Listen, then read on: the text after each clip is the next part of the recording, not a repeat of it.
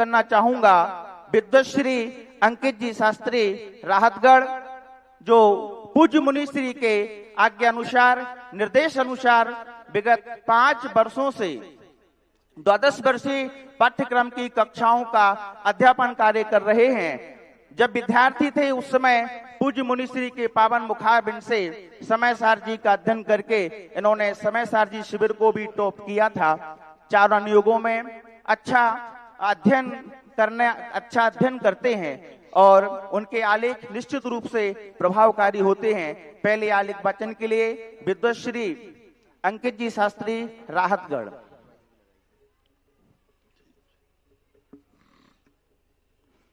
ओम ओकारं बिंदु संयुक्तं नित्यं ध्यायन्ति योगिनः कामदं मोक्षदं चैव ओंकाराय नमो नमः ओंकाराय नमो नमः ओंकाराय नमो नमः।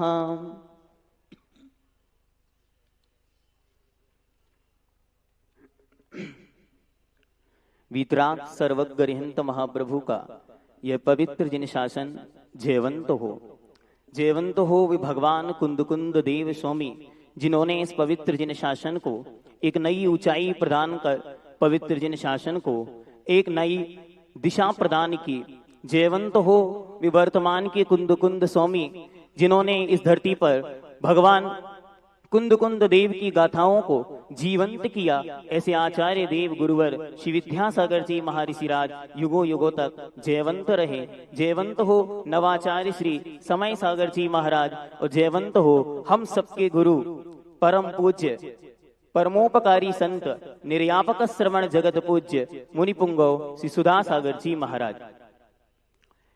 आज के मेरे इस आलेख का विषय है अष्टपहुड़ के संदर्भ में सम्यक्ता चरण चारित्र। सम्यक्ता चरण चारित्र के विषय में भगवान कुंद देव ने चारित्र पाहुड़ जी में जो वर्णन किया है वह आपके सामने यहां पर रखूंगा।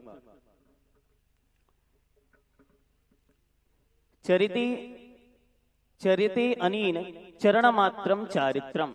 पूज्यपाद देव ने इस पंक्ति के माध्यम से जो आचरण करता है, जिसके द्वारा आचरण किया जाता है, अथवा आचरण मात्र ही चारित्र है, इस चारित्र को मूल रूप में 2 भागों में विभक्त किया। एक मिथ्या चारित्र और एक सम्यक्त चारित्र या सम्यक चारित्र। और फिर भगवान कुंद देव ने एक नई दृष्टि हम सबके सामने चारित्र के विषय में रखी है। उसी को यहाँ पर मुख्य विषय बनाया गया, जिसका नाम है सम्यक्ताचरण चारित्र। सम्यक्त के साथ जो आचरण है उसका नाम सम्यक्ताचरण चारित्र है। भगवान कुंद देव कहते हैं ये तिन्नी विभावा हवंती जीवस अवखयामिया। जो ये 3 भाव हैं अर्थात सम्यक दर्शन, सम्यक ज्ञान और सम्यक चारित्र, ये तीनों उस जीव के अविनाशी और अप्रमेय भाव हैं। तीर्णम्पि शोधनत्थे, इनके शोधन के लिए जिन भणियम दुविहि चारित्रम। जिनेन्द्र भगवान ने 2 प्रकार का चारित्र कहा है। वो 2 प्रकार का चारित्र क्या है? तो कहते हैं जिननान डिट्ठि शुद्धम परमम सम्मत चरण चारित्रम। जो जिनेन्द्र भगवान की दृष्टि के द्वारा शुद्ध है, ऐसा पहला सम्यक्ता चरण नाम का चारित्र है। विधियम संयम चरणम, और दूसरा संयम चरण है। अब इसमें जो पहला सम्यक्ता चरण चारित्र है वह सम्यक्त से युक्त अर्थात सम्यक दर्शन से युक्त जीव का जो आचरण है, उस आचरण का नाम ही यहाँ पर सम्यक्ता चरण चारित्र है। यह चारित्र, और दूसरा जो चारित्र है वह संयमाचरण चारित्र रूप निर्गंत दिगंबर मुद्रा में वह संभव है। अब ये सम्यक्ताचरण चारित्र किस रूप में पालन किया जाता है? तो भगवान आगे लिखते हैं एवं चीणाऊढ़ ये सभ्य मिच्छत दोष संकाई।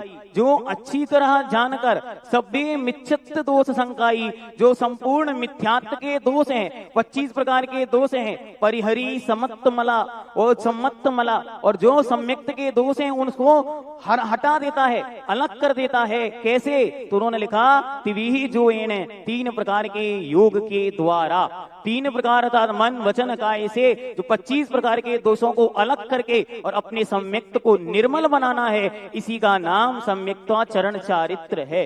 अभी 25 प्रकार के दोष कौन कौन से हैं, तो इसके विषय में भगवान कुंद देव ने विस्तार से यद्यपि कोई गाथा उपलब्ध नहीं की, लेकिन टीकाकारों ने इस विषय में बहुत अच्छी तरह विस्तार दिया है और रायण सार के अंदर भी पूज्यवर ने इन विषयों को रखा है, लेकिन यहाँ अष्टपहाड़ का संदर्भ है इसलिए हम उसे टीका के अनुसार आपके सामने रखते। 25 दोष में 3 मूर्ता, 8 मत, 6 अनायतन, 8 संकादित दोष, ये 25 प्रकार के दोष हुआ करते हैं, जिनका विस्तार सा वर्णन आपको 6 ढालाकार ने बहुत सुंदर शब्दों में तृतीय ढाल के अंदर विस्तार से किया है, जो पठनीय है, मननीय है और आचरणीय है। सर्वप्रथम 3 मूर्ता में देव मूर्ता, गुरु मूर्ता और लोक मूर्ता। लोक में मूर्ता का शाब्दिक अर्थ ही है अज्ञानता, अंधविश्वास। तो जो लोक में अंधविश्वास फैले हुए हैं, जिनके पीछे कोई तर्क या तथ्य नहीं है, ऐसी वस्तुओं का जो पालन किया जा रहा है, जैसे किसी प्रकार से रेत के टीले बनाना, अग्नि में अपने को समर्पित कर देना, पर्वत से गिरकर स्वयं को कर्म से रहित मानना, आदि जो प्रक्रियाएं हैं वे देव मूर्ताएं हैं, ये छोड़ने योग्य हैं। लोक मूर्ता है। देव मूर्ता रागी द्वेषी, राग द्वेष से युक्त देवी देवताओं की उपासना करके वरदान आदि की इच्छा करना देव मूर्ता है। और जो पाखंडी हैं, जिन्होंने अपने चारित्र का कोई अंश भी जिनके पास विद्यमान नहीं है, उन्हें प्रोत्साहन करना ये गुरु मूर्ता है। 8 प्रकार का मद, ज्ञान, पूजा, कुल अर्थात पिता का पक्ष, जाति माता का पक्ष, वल और रिद्धि, धन, संपत्ति, वैभव, तप और वपु, इन शरीर 8 प्रकार के इन कारणों को लेकर जो घमंड करना है, अहंकार करना है, अभिमान करना है, इसका नाम 8 मद है और इसका परिहार करके सम्यक्त को निर्मल बनाना है। 6 प्रकार का अनायतन है, कुगुरु, कुदेव, कुधर्म और इनके सेवक अर्थात कुगुरु सेवक, कुदेव सेवक और कुधर्म सेवक। संकादि 8 प्रकार के दोष हैं, शंका, कांक्षा, विचिकित्सा, मूढ़ दृष्टि, अपगुहन, अस्थितीकरण, अवात्सल्य और अप्रभावना। अच्छी तरह इन दोषों को जानने योग्य है और पंडित जी साहब ने पंक्ति भी वहां पर दी है कि विन जाननते दोष गुणन को कैसे तजिए गहिए, जिसे छोड़ना है उसे भी जानो पग पग पर। इसी प्रकार इनको अच्छी तरह से जानकर और ये छोड़ने योग्य हैं। अब इनके विपरीत जो सम्यक दृष्टि है वो अपने जीवन में किन किन गुणों को स्वीकार करता है, तो भगवान कुंद देव आगे कहते हैं, निसंकीय, निकंकीय, निब्दा गिंछा, निब्दी गिंछा, अमूढ़ दिट्ठिये, उवगुहन, ठिड़ीकरणम, वच्छल, पहावना, ये ते 8। इस प्रकार ये 8 प्रकार के गुण कहे, निशंकेत, निकांचेत, निर्विचिकित्सा, अमूढ़ दृष्टि, उपगुहन, स्तुतिकरण, वात्सल्य और प्रभावना। जिनेंद्र भगवान के वचनों में शंका नहीं करना, जिनेंद्र भगवान की उपासना आदि करते हुए और संसार शरीर भोगों की इच्छा नहीं करना। तीसरे नंबर पर निर्वी चिकित्सा, किसी से भी किसी रूप में घृणा नहीं करना और निर्गंत दिगंबर मुद्रा रत्नात्रय से घृणा नहीं करना। अमूढ़ दृष्टि अर्थात जो मूर्खतापूर्ण आचरण है उनसे दूर हटना। उपगुहन अपने गुणों और दूसरों के दोषों को छिपाना। स्थितीकरण जो मार्ग से पतित हुए हैं उन्हें पुनः मार्ग पर स्थापित करना। और प्रभाव वात्सल्य सधर्मी के प्रति, गौ जैसे वत्स के प्रति भाव रखती है वैसा भाव रखना और जिन शासन का उद्योतन करना, जगत में प्रभावना करना, इसका नाम प्रभावना अंग है। और क्या क्या गुण है तो कहते हैं, वत्सली विनयेन अनुकंपाये, सुदान दच्छाये, मग्गण गुण संसनाए, उगुहण रखणाए। और बहुत सुंदर तरीके से उन्होंने कहा कि आप जो सम्यक दृष्टि जीव है उसके अंदर ये गुण अवश्य रूप से होने चाहिए। तो कहते हैं वात्सल अर्थात वात्सल्य का गुण, फिर विनय, किनके प्रति विनय, तो जो सम्यक दृष्टि है, सम्यक ज्ञानी है, सम्यक चारित्री है और सम्यक दर्शन, सम्यक ज्ञान, सम्यक चारित्र और सम्यक तप के प्रति विनय हो। अनुकंपा जीव मात्र के प्रति अनुकंपा हो। और इसी अनुकंपा के अंतर्गत जो 8 प्रकार के मूल गुण हम सब देखते हैं, यद्यपि इसके विषय में बहुत सारे, क्योंकि परिवर्तनशील इस समय में निरंतर अलग अलग प्रकार की जैसी विसंगतियां समाज के अंदर उपलब्ध हुई, उसके अनुसार उन 8 मूल गुणों में भी परिवर्तन देखने को आए हैं, जिनमें मुख्य रूप से 3 प्रकार की दृष्टियां देखने में आती हैं। पहले भगवान समंत भक्त देव के मध्य, मांस, मधु इनके त्याग के साथ 5 अणुव्रतों का पालन। दूसरे नंबर पर सागार धर्मामृत के अनुसार 3 मकार त्याग, रात्रि भोजन त्याग और 5 उदंबर फलों को उन्होंने एक में समाहित कर लिया। पंच परमेष्टि की स्तुति और जीव दया का पालन, इस प्रकार इन्होंने इस पर जोर दिया। लेकिन वर्तमान में जो प्रचलन रूप से देखने में आता है उसमें पंच जो उदंबर फल हैं उनका त्याग और उनके साथ ही 3 प्रकार के मकार का त्याग, यह उस जीव का आचरण है। इसलिए कुछ लोगों ने यह कहना शुरू कर दिया कि ग्रंथों में लिखा है कि सम्यक दृष्टि के कोई नियम नहीं, कोई व्रत नहीं, नो इंद्रियेषु विरदा आदि की पंक्तियों पर जो जोर दिया जा रहा था उनके लिए ये आलेख और ये सम्यक चरण पठनीय है और आपको अवश्य अपने जीवन में इस चारित्र के विषय में जानने की अनिवार्यता है कि एक सम्यक दृष्टि का आचरण कितना और कैसे होना चाहिए। इसके विषय में अगला जो गुण है वो बहुत स्पष्ट रूप से उन्होंने लिखा, सुदान दक्षाए, जो दान में दक्ष है, अर्थात जो दान देने में, जो भगवान कुंद देव की पंक्ति पुनः यहाँ पर जीवित हुई कि उन्होंने कहा, दानम पूया मुखम सावय धम्मो तेन विना सावय नत्ति, इसके बिना श्रावक होता ही नहीं है। और पूज्य गुरुदेव इसके विषय में जनमानस को निरंतर प्रेरणा दे रहे हैं। और अगला गुण उन्होंने लिखा, मग्गण गुण संसायणीय, जो मार्ग गुणों की अर्थात मोक्ष मार्ग और मोक्ष मार्ग पे चलने वालों की निरंतर प्रशंसा करता है, उपगूहन और रक्षा।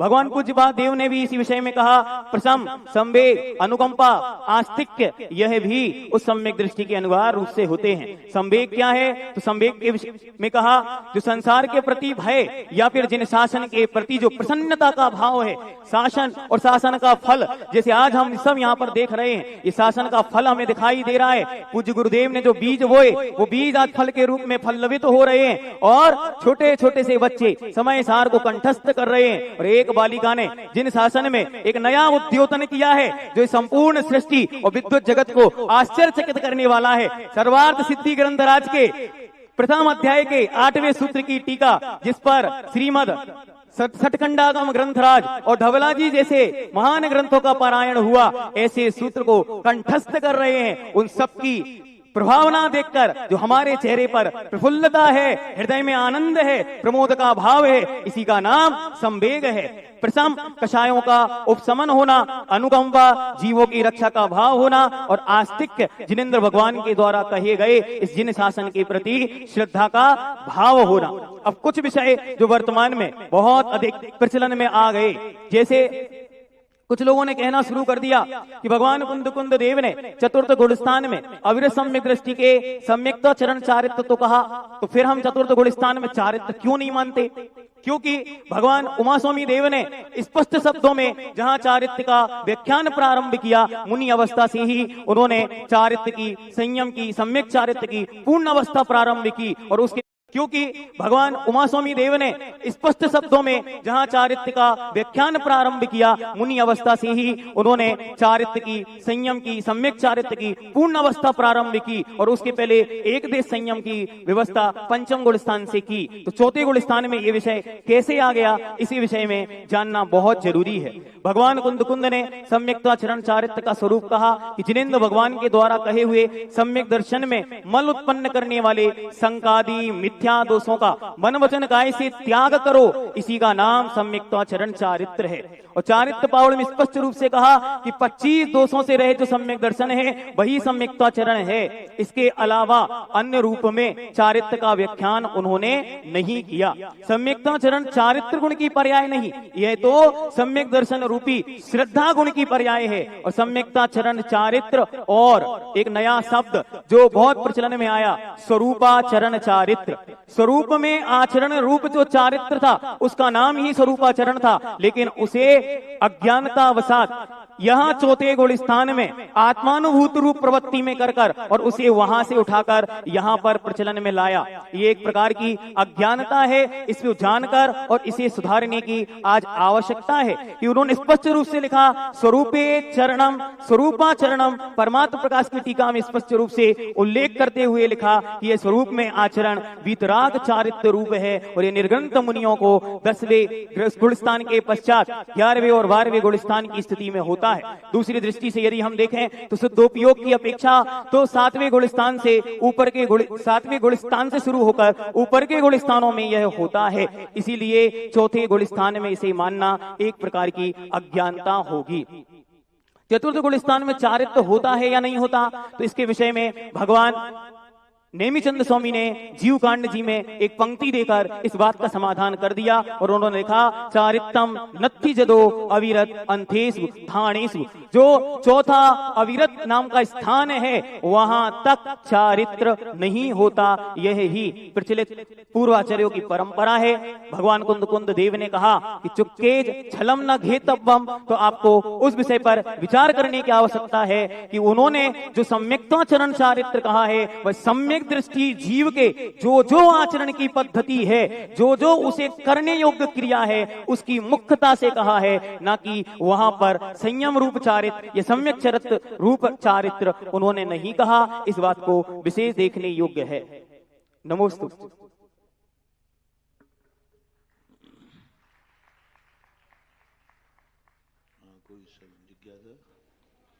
कोई जिज्ञासा? हाँ, नहीं तो फिर न करो। हाँ, बोलो बाबू।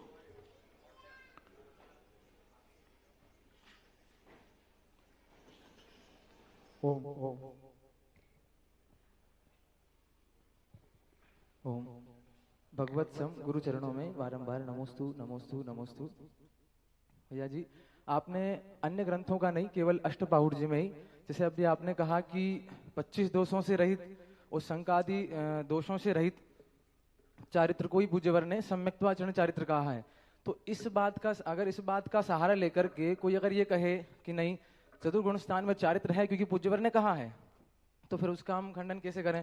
क्योंकि पूज्यवर ने तो कह दिया। और मुनि शब्द आया हो कहीं पे कि यदि मुनि या साहू शब्द आया हो तो हम उनकी बात का खंडन कर सकते हैं, लेकिन ऐसा शब्द अगर आया हो तो आप अध्ययन करने पर जब मैंने इसका अध्ययन किया तो मैंने पूज्य श्री को भी ये प्रश्न निवेदित किया था कि महाराज, इस प्रकार से भगवान कुंद देव की ही ये दृष्टि है, इसके अतिरिक्त अन्य स्थानों पर कहीं भी चारित्र के इस प्रकार के दो भेद नहीं किए। जहां जहां भी चारित्र के दो भेद किए वो देश संयम और सकल संयम रूप ही किए। तो पूज्यवर ने यहाँ पर जो विशेषता दी है उसका अर्थ बस इतना है कि जो सम्यक से सहत जीव है उसके अंदर कितनी क्वालिटीज होनी चाहिए, उसकी कितनी विशेषताएं होनी चाहिए, वो विशेषता यहाँ पर बतलाना उनका भाव है। बस इतना ही वहां पर जानना चाहिए। आगे पूज्य श्री।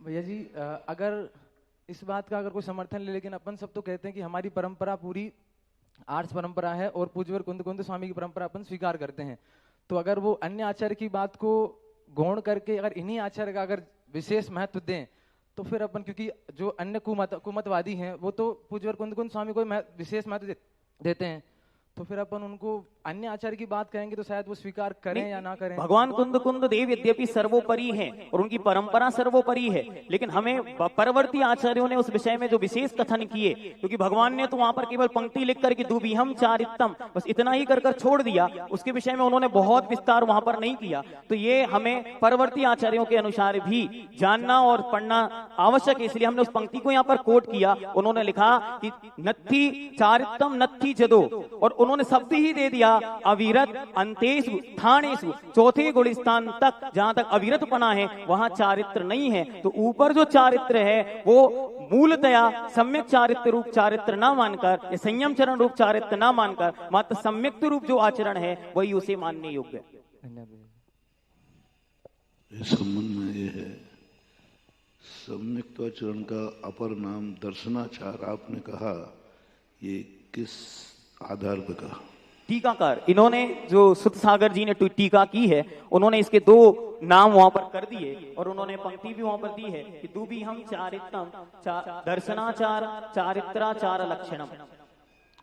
टीकाकार के अनुसार मूल आगम में नहीं है। मूल आगम में नहीं है। दूसरा, सम्यक्त्वाचरण की जो परिभाषा क्या कुंद भगवान ने कहीं बनाई है?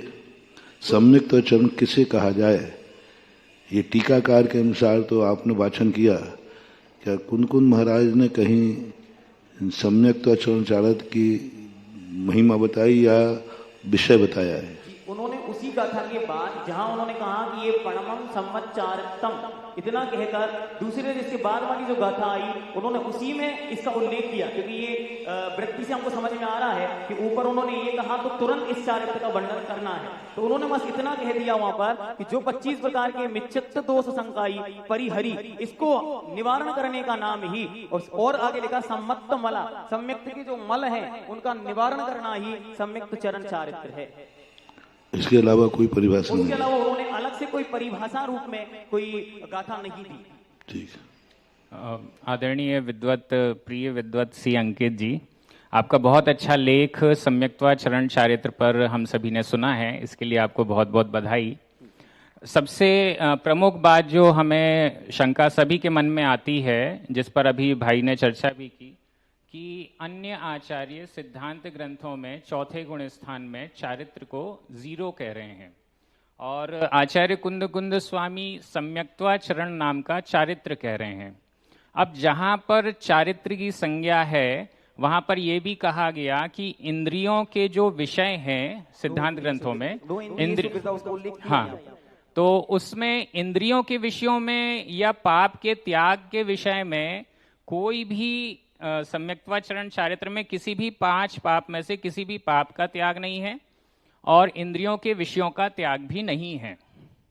अब यहां पर जिन जिन चीजों के त्याग की बात की जा रही है, क्या वो पाप नहीं है या वो महापाप हैं?